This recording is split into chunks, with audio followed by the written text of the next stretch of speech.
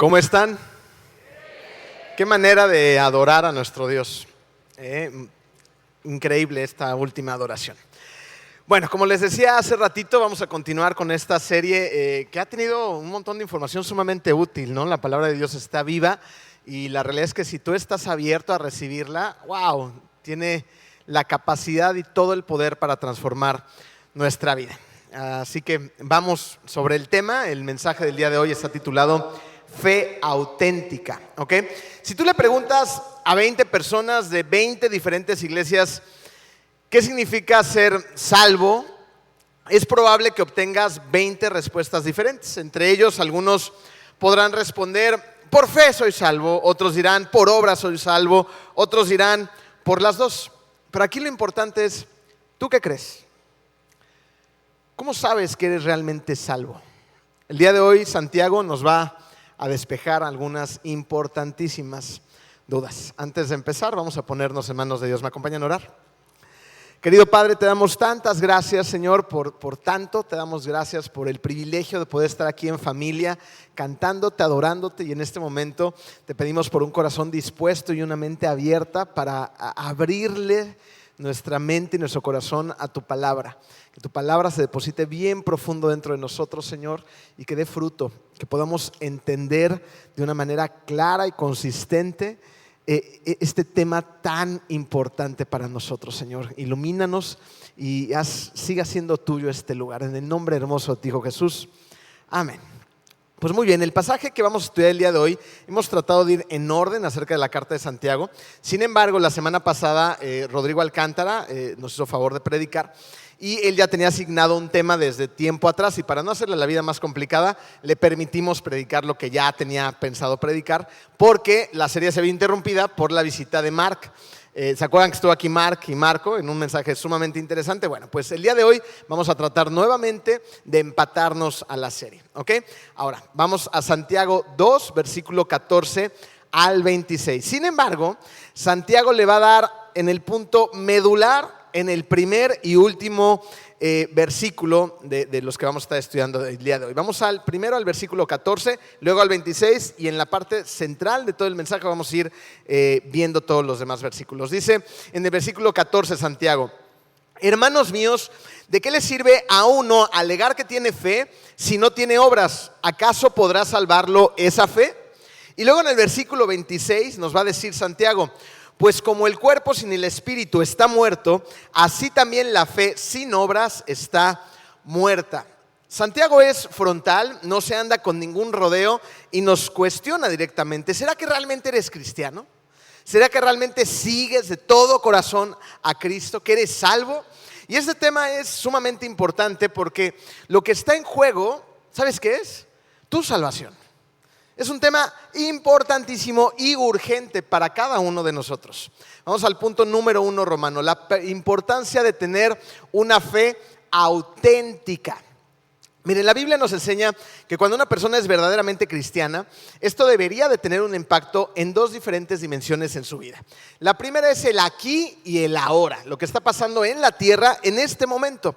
La Biblia también nos dice que si nosotros entregamos nuestra vida en Cristo, entonces tiene que haber frutos del Espíritu. ¿Cómo se ven esos frutos? Amor, gozo, paz, paciencia, humildad, fidelidad, dominio propio. Esto quiere decir que si tú aceptas de verdad a Cristo en tu corazón, estos frutos se deberían de empezar a notar, a ver, aunque sea despacito, pero tendrían que estar ahí.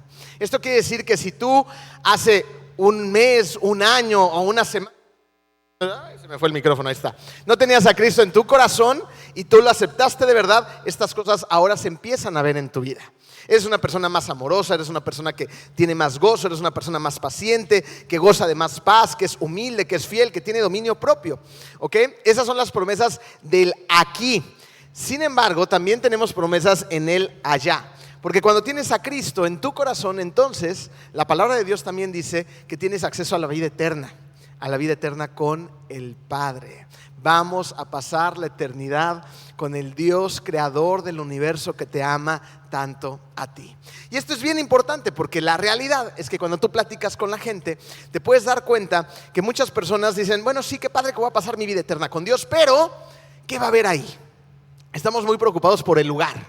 Nos preguntamos cómo va a ser, qué va a haber. ¿Va a haber taquitos al pastor? Porque, híjole, a mí me encantan aquí. Si allá no va a haber, pues ¿cómo, no? Va a haber partidos de fútbol, porque imagínense una eternidad sin Chivas contra el América. O sea, ¿cómo? No, va a haber, ¿qué va a haber allá? No estamos preocupados por eso, cuando lo más importante es que vamos a estar en presencia de Dios. Y la Biblia nos dice que esa entrada a la vida eterna con Él es un regalo que obtenemos por medio de la fe. Vamos a ver ahora qué nos dice Pablo en Efesios 2:8. Porque por gracia ustedes han sido salvados mediante la fe.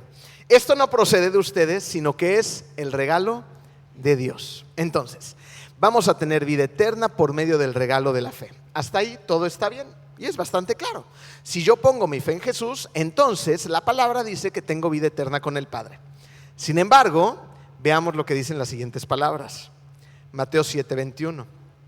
No todo el que me dice Señor, Señor, entrará en el reino de los cielos. Por un lado se nos dice, pon tu fe en Jesús y listo. Pero por el otro, Jesús dice, no todo el que me dice Señor, Señor va a estar en el cielo con el Padre ni conmigo.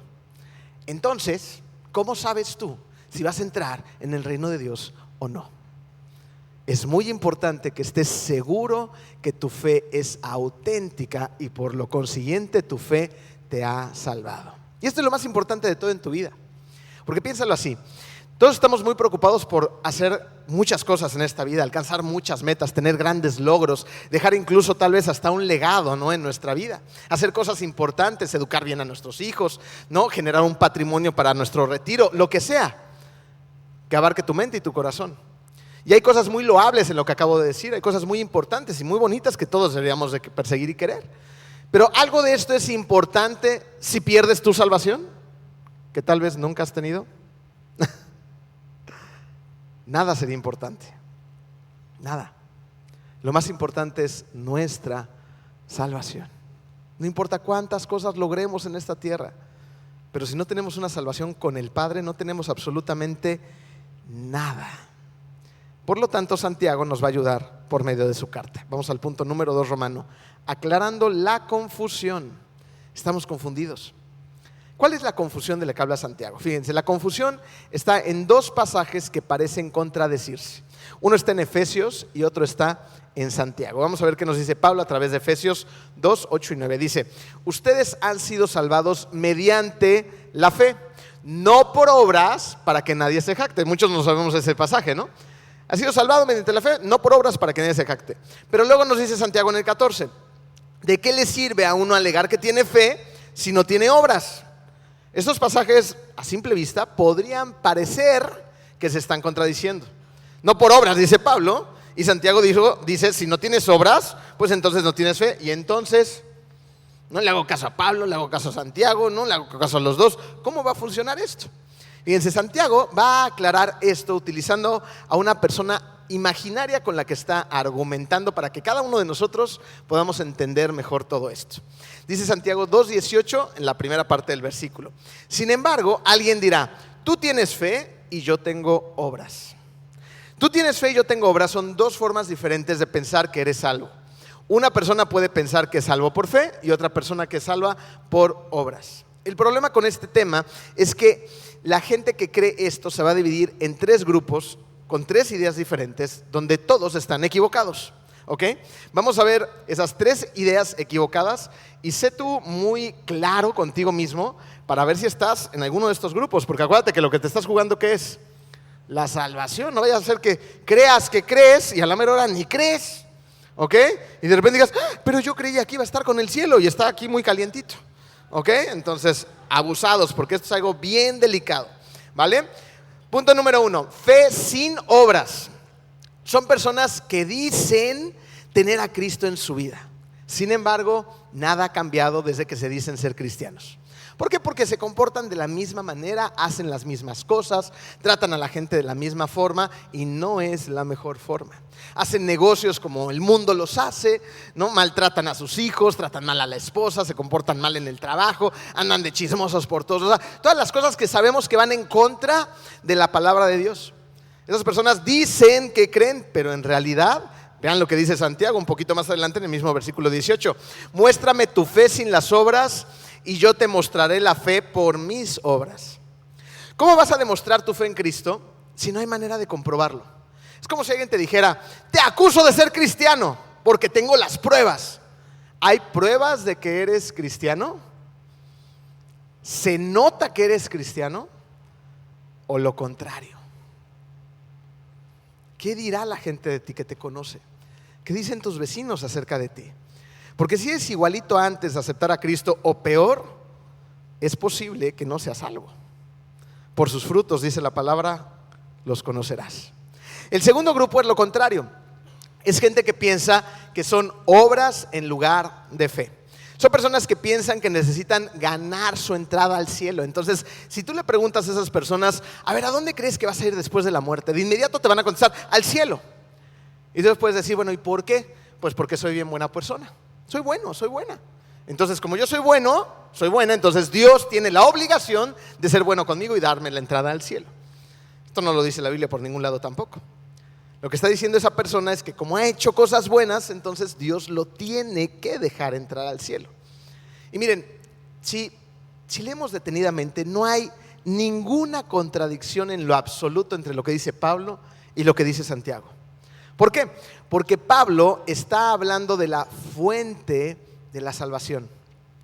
Tu salvación es un regalo.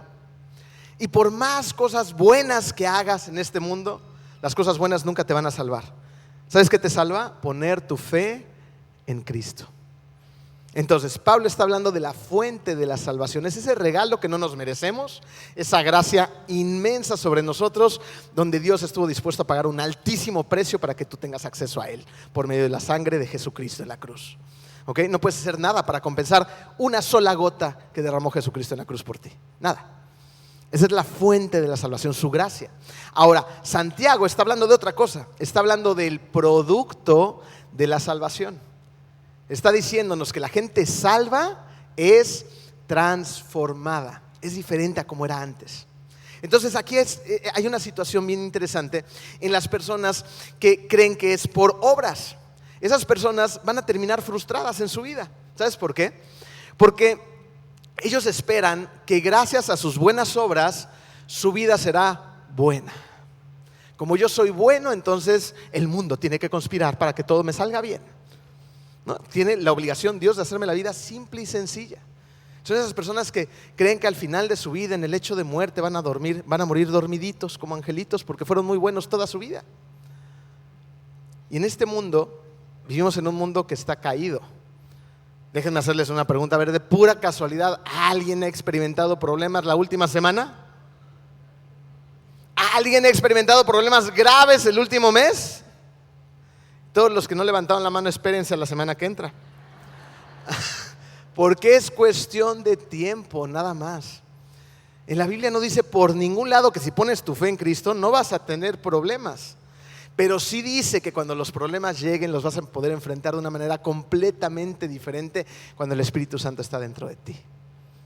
Esa es la diferencia. Y es abismal. Por ser cristianos las cosas no necesariamente nos van a salir bien a la luz del mundo. Pero si caminamos con Cristo tomados de la mano, las cosas de una u otra manera, aquí o en el allá, van a terminar saliendo bien ante los ojos de Él. ¿Ok? Vamos a ver el tercer grupo, fe y obras. Esas personas creen que hace falta tener fe, pero además hay que sumar. ¿Sumar qué? Obras. Son personas que intelectualmente han creído en Dios, pero no han puesto su confianza totalmente en Él. Piensan algo así como, bueno, eso de la salvación la verdad es que está como fácil, ¿no? Entonces yo creo que tengo que hacer algo más. Le tengo que dar una ayudadita a Dios para estar completamente seguro de la salvación. Entonces ponen hasta cierto punto intelectual su fe en Dios, pero aparte pues tienen que hacer buenas obras, hay que venir a la iglesia, hay que diezmar, hay que hacer ciertas cosas para que Dios esté contento, las tengo que hacer. ¿Por qué? Por obligación y por mi propia fuerza de voluntad.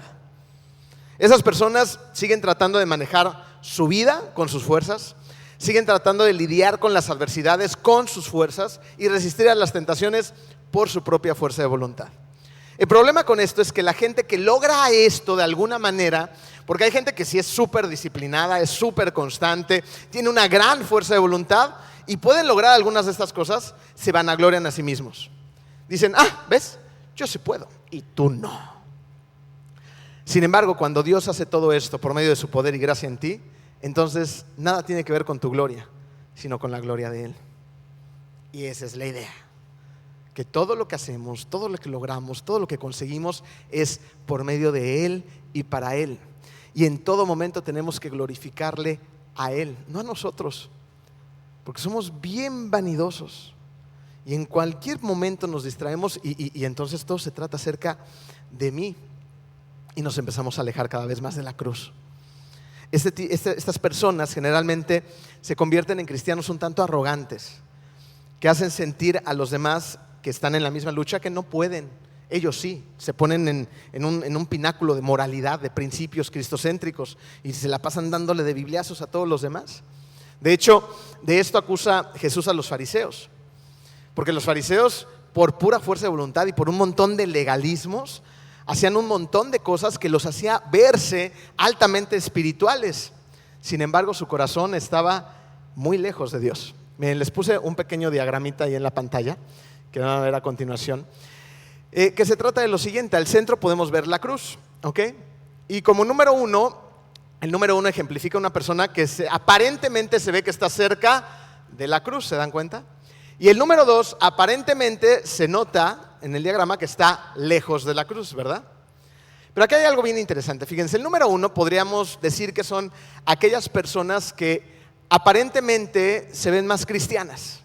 Esas personas que se ven bien ante nosotros, ¿no? Que vienen a la iglesia, que llegan puntuales, que no dicen malas palabras, que incluso sirven, incluso hasta podrían estar en algún ministerio como la alabanza.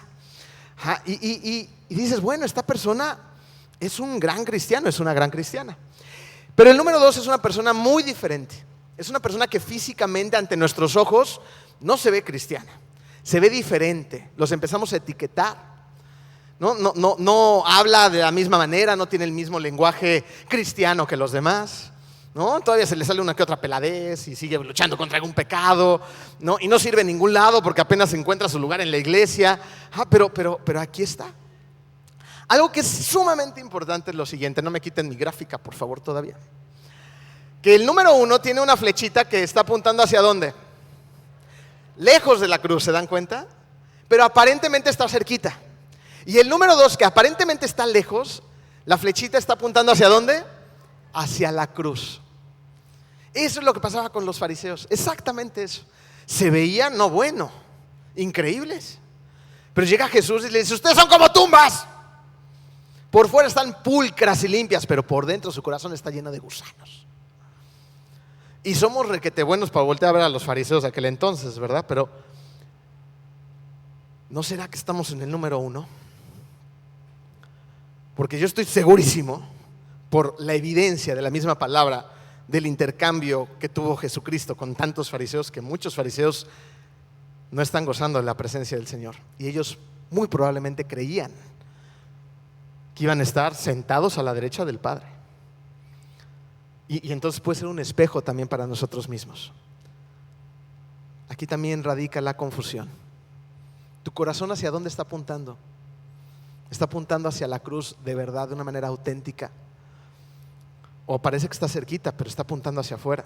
¿Cómo se ven los frutos de tu vida? O sea, ¿realmente se nota que estás siguiendo a Cristo? ¿Realmente ha habido un cambio de tu corazón? ¿Realmente la gente a tu alrededor dice, oye, qué buena onda, qué te pasó? O al contrario, dice, no, ahí viene el cristiano. ¿No? ¿Qué dice la gente de ti? Porque esta es la realidad del mundo en donde vivimos, ¿eh? Y es la realidad de mucha gente, cómo se expresa el cristianismo. Es tristísimo y delicadísimo.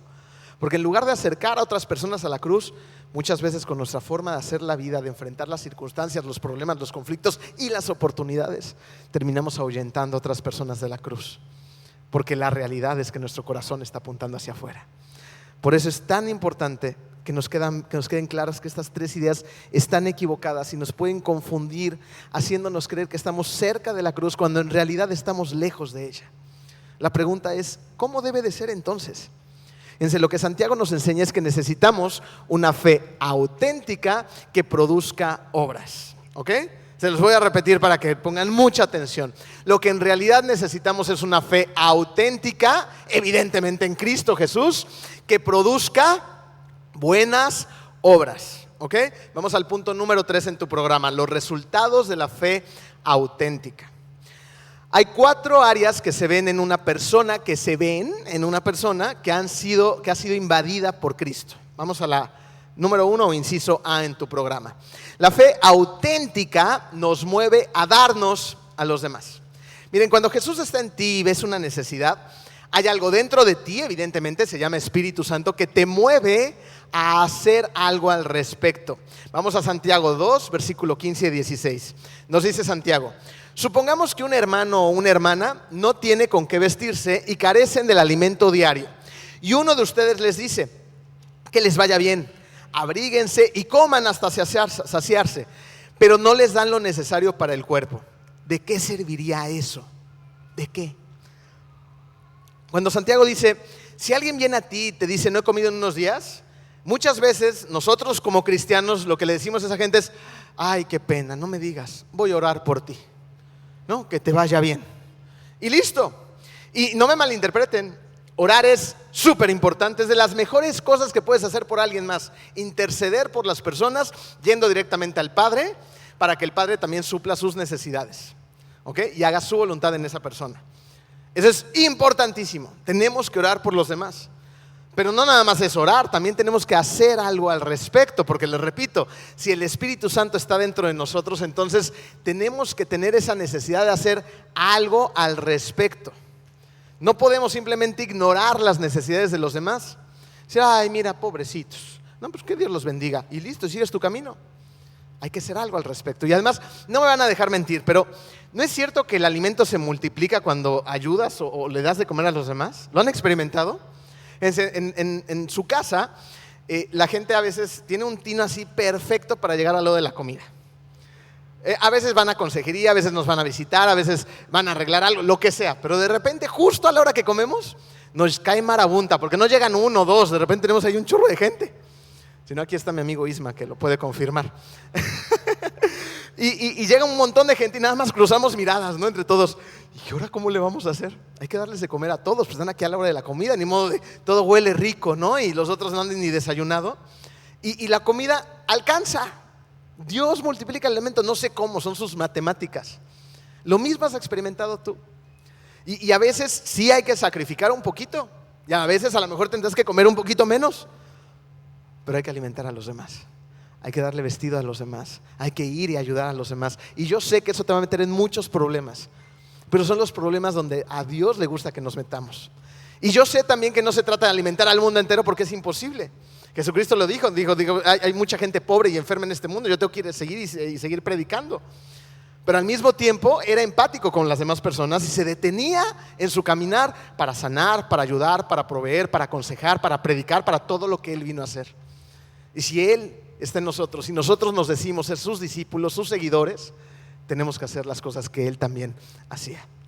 Tiene que haber un mover dentro de nosotros para suplir las necesidades de los demás. ¿Ok? Si a ti te vale la gente, entonces pregúntate, ¿será que realmente tengo a Cristo en mi corazón? Inciso B, la fe auténtica nos pone en paz con Dios. Cuando tú aceptas a Jesús en tu vida, Él te da paz. Y precisamente ese es uno de los frutos del Espíritu. Santiago 2:19 dice: ¿tú crees que hay un solo Dios? Magnífico. Apriétense el cinturón otra vez. También los demonios creen y tiemblan. Empecé diciendo, si tú tienes a Cristo en tu corazón, Él te da paz. Pero luego Santiago avanza un poquito más en lo que está diciendo y ahora habla de demonios que creen, pero al mismo tiempo tiemblan.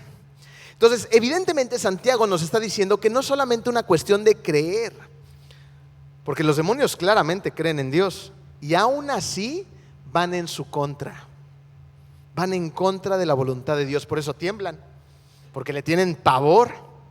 Ahora pregúntate esto, ¿cómo me va a mí? No estoy hablando del temor de Dios, paréntesis. El temor de Dios es algo que todos deberíamos de tener y desarrollar para con Él. El temor de Dios es un respeto reverente que yo le tengo a Dios. Aquí está hablando de miedo. ¿Tienes miedo en alguna o en algunas áreas de tu vida de la presencia de Dios? ¿Te tiemblan las rodillas? Que dices, a ver, aquí yo tengo un secretito bien guardado. Tengo un pecado que yo manejo, que yo administro y nadie sabe.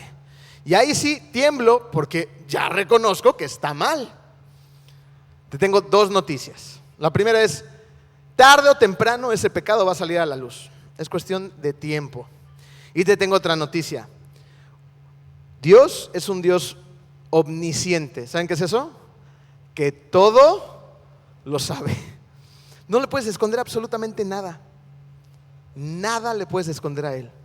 Entonces, si tú sientes que en algún área de tu vida estás lleno de ira, ¿no será que estás escondiendo? ¿Que tienes ahí algo guardadito?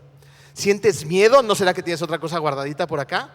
¿Sientes enojo, frustración? Porque muchas veces estos sentimientos son herramientas que utilizamos para mantener nuestros secretos bien guardados.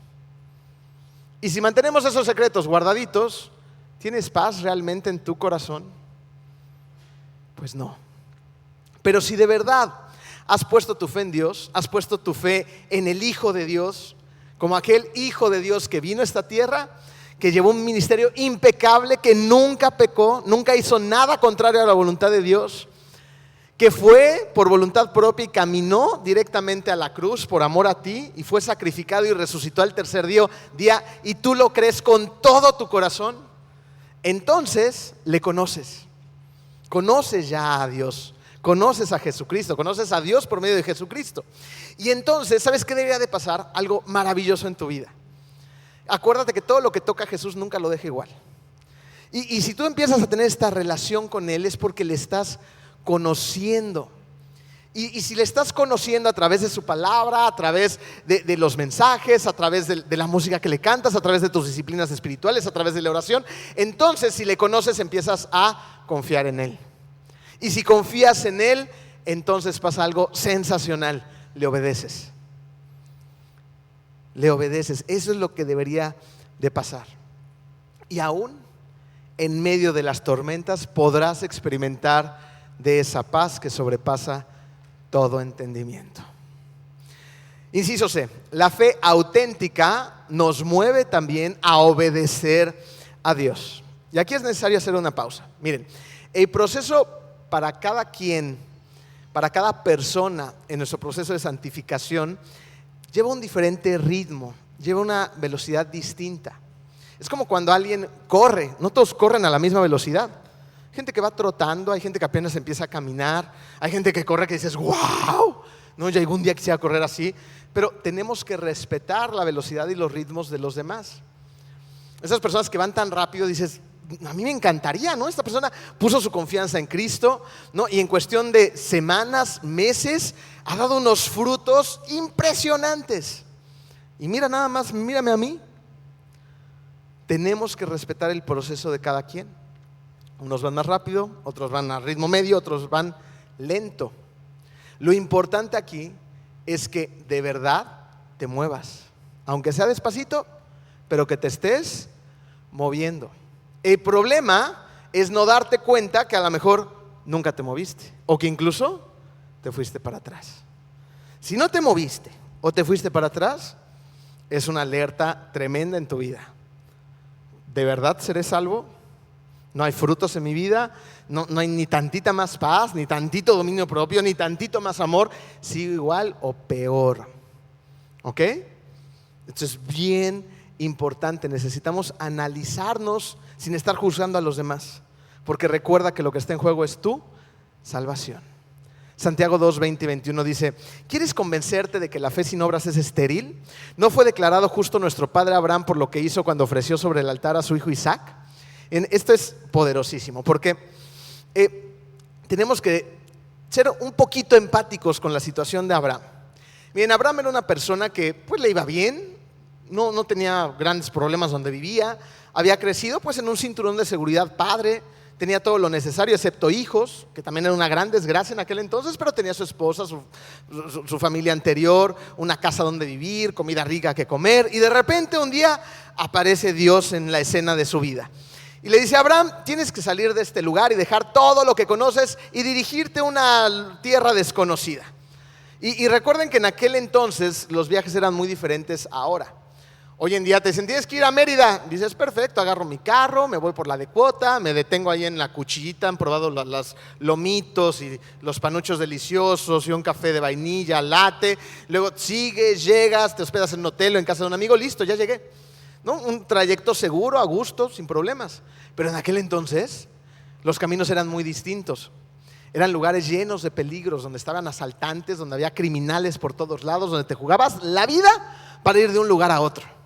Y entonces Dios le dice: ve. ¿A dónde? Pues tú ve a un lugar desconocido, pero allá es el lugar a donde tienes que llegar, ¿no? Y entonces, ¿qué hace Abraham de primera instancia? Obedece. Deja todo lo que conocía y se aventura, porque Dios le dio una indicación. Y luego, ya un poco más adelante en la historia, ahora Dios nuevamente va a tener un encuentro con Abraham y le va a decir: ahora sí, ¿te acuerdas que no tenías hijos? Pues ya tienes 100 años y vas a tener un hijo, a Isaac. Su esposa también bien grande, ¿no? Él dice: wow, qué maravilla, tienen a ese hijo. Lo protegen, lo cuidan, lo aman, lo crían, ¿no? Es un milagro de parte de Dios. ¿Se imaginan el profundísimo amor que le tenían a Isaac? Y de repente un día Dios le dice: ¿qué crees? Que vas a tener que sacrificar a tu hijo Isaac. Pónganse en los zapatos de ese hombre. Todo lo que había vivido, todo lo que había experimentado, todos los sacrificios que había hecho, pero también había visto que cuando él obedecía, Dios siempre respondía. Y a pesar de todo lo que él sentía, creía y tenía en su mente y en su corazón, decidió obedecer. Y ahí lleva a ese monte a su hijo sin el sacrificio, y el hijo de repente le pregunta: oye, papá, ¿y qué vamos a sacrificar? ¿Se imaginan lo que debió de haber sentido Abraham en su corazón al saber lo que tenía que hacer? ¿Se imaginan? Y sigue caminando y sigue dispuesto a obedecerle a Dios. Y ya listo para ejecutar a su propio hijo, un ángel aparece, detiene todo este suceso y Dios provee el sacrificio que necesitaban. ¿Para quién era la prueba?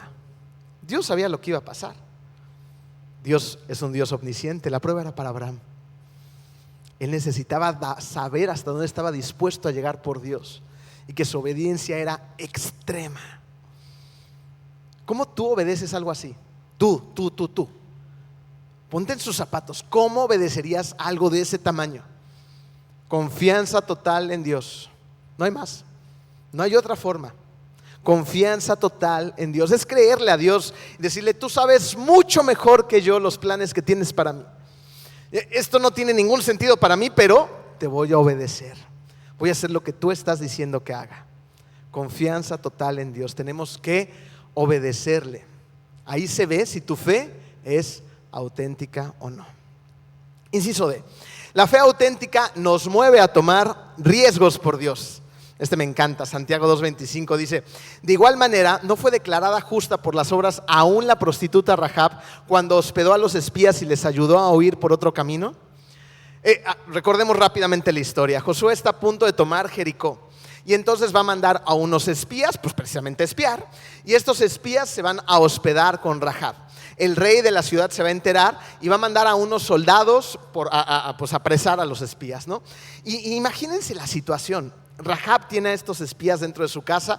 De repente llegan una cantidad de importantes soldados, tocan la puerta, Rahab, sabemos que tú tienes a los espías. ¿Qué hubieras hecho tú? Lo más sensato que era entregarlos, ¿no? O sea, el rey sabe que los espías están en mi casa. Si no los entrego, ¿qué va a hacer de mí? Está poniendo en riesgo su propia vida. ¿Y qué hace Rahab? Miente. Les miente en la cara a los soldados, esconde a los espías, los manda al techo, los tapan ahí con varias cosas. Dice: no, aquí no están, se fueron para allá. Y entonces se dan la media vuelta a los soldados y ahí van correteándolos. Y no solamente hace eso Rahab, la historia continúa y resulta que Rahab ayuda a escapar a estos espías. La historia es maravillosa, léanla, porque después pone una tela, un rojo escarlata ahí para que a su casa no le hagan nada. Llega Josué, entran, dominan la ciudad, la conquistan, y la única casa que permanece en pie es la de la prostituta Rahab. ¿Quién lo iba a pensar? Esa persona, esa mujer que se veía tan lejos de la cruz, una mujer pagana, ahora está muy cerca de la cruz porque su corazón empezó a apuntar hacia allá. ¿Sabes por qué? Porque supo quién era Dios, porque se enteró de su poder, se enteró de su gracia, se enteró de su misericordia, se enteró de su amor y decidió poner su fe en Él. Y entonces fue salvada ella y toda su casa. Las intenciones de su corazón apuntaban de verdad a la cruz, y por eso estaba dispuesta a tomar grandes riesgos. Sus obras hablaban acerca de su auténtica fe en Dios.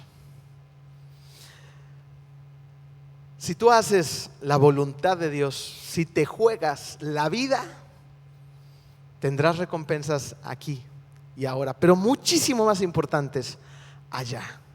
Pero independientemente de las recompensas, somos llamados a hacer la voluntad de Dios por amor a Él. No por lo que nos pueda dar, que es dueño de todo, ¿verdad? Por amor a Él, porque Él nos amó primero. ¿Qué clase de riesgos estás tomando? ¿Estás tomando los riesgos santos de Dios? ¿O te estás jugando la vida por ti mismo? La fe auténtica nos mueve a darnos a los demás. La fe auténtica nos pone en paz con Dios. La fe auténtica nos mueve a obedecer a Dios. La fe auténtica nos mueve a tomar riesgos por Dios, riesgos santos. La pregunta para ti esta tarde es: ¿tienes una fe auténtica en Jesús? Efesios 2, 8 al 10 dice: por gracia ustedes han sido salvados mediante la fe, creados en Cristo Jesús para buenas obras, las cuales Dios dispuso de antemano a fin de que las pongamos en práctica. El orden de las cosas aquí es clave. Por gracia, dice Pablo, mediante la fe, para las buenas obras, para que las pongamos en práctica. Podemos concluir: no es por obras ni solo por fe, es por gracia mediante la fe para buenas obras. No vivas más tiempo de incertidumbre en relación a tu destino eterno. ¿Quién puede vivir en paz así? Si tú tienes dudas de dónde vas a pasar la eternidad, la solución para ti es simple. Para Dios tuvo un altísimo precio. Para ti es simple. Empieza por poner tu fe en Jesucristo y hazlo ya. Vamos a orar. Querido Padre, te damos tantas gracias, Padre amado, por tu palabra, por la claridad que hay en tu Biblia, Señor. Gracias por darnos un camino preciso por donde transitar. Y te pedimos, Padre, para que todas estas verdades se conviertan en una realidad de nuestra vida, para que por medio de tu Espíritu Santo nosotros podamos experimentar esos frutos dentro de cada uno de los que nos decimos ser seguidores tuyos, cristianos, y podamos dar ese fruto donde otras personas volteen a ver nuestra vida y digan: yo quiero de lo que tú tienes, y podamos dirigirlos inmediatamente a la cruz. Permite, Señor, que seamos personas que no nada más aparentamos estar cerca de la cruz, sino que de verdad, Señor, seamos personas que estamos cerca de ti. Que estamos cerca de ti porque te conocemos, porque confiamos en ti, porque te obedecemos de verdad. Despedaza ese orgullo que hay dentro de nosotros, Señor, que tantos problemas nos causa. Despedaza esa concepción y esa visión del mundo alterada que el mundo nos ofrece, y déjanos ver las cosas tal cual son a través de la luz de tu palabra, Señor. Gracias por tu amor, por tu gracia, por tu misericordia. Gracias por esta iglesia, Señor. Y te pedimos también por todas las personas que aún no han abierto tu corazón a ti. Padre, pon esa urgencia dentro de cada uno de ellos para que se inclinen lo antes posible ante ti, se arrodillen, Señor, y te acepten de verdad en su corazón con una fe genuina. En el nombre hermoso de ti, Hijo Jesús. Amén.